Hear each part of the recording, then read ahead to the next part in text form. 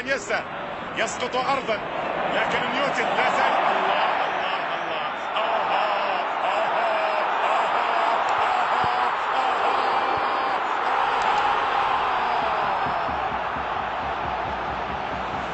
هذا لما يقول لك يراقص موتاه. برشلونة في هذا الهدف ما سجل هدف، وإنما راقص موتاه. هدف جميل، هدف للذاكرة، هدف يعاد مرات ومرات.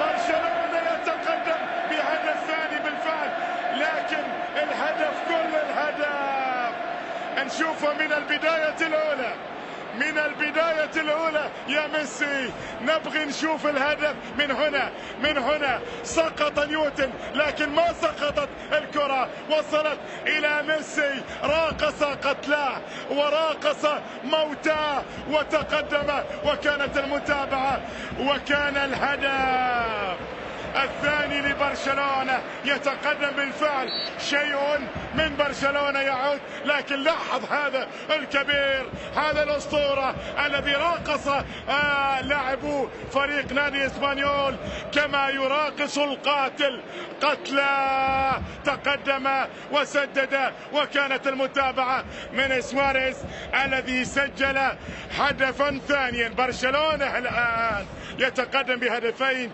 وبالتالي صارت الأمور بالفعل إلى هدفين نظيفين في هذا الديربي الكبير. الله الله الله الله الله الله. شيء كبير ما يحدث في الكامب نو في الشوط الثاني. شيء كبير، شيء جميل.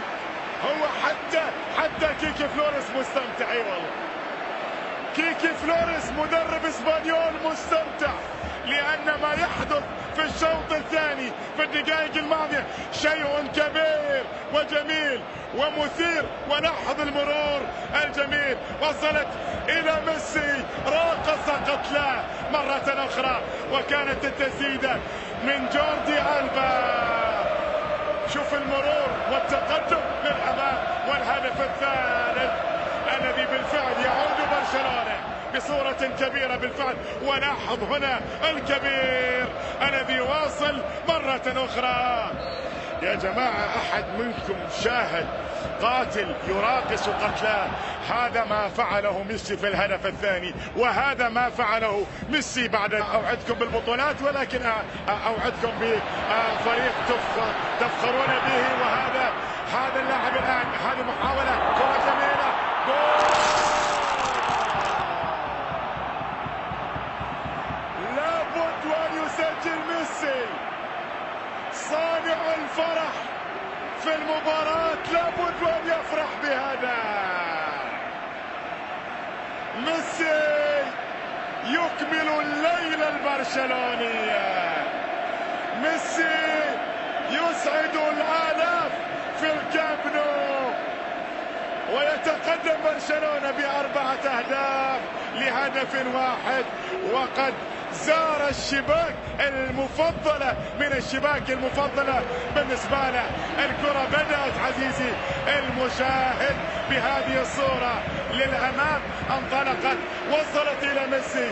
خذوا هاد في غاية الروعة بينه وبين سواريز. وبعد ذلك بقية القصة وبقية اللوحة واضحة للعيان بهذه الصورة. اللمسة كافية، والهدف الرابع، والمباراة الأفضل والمباراة الأجمل لبرشلونة عندما انطلق.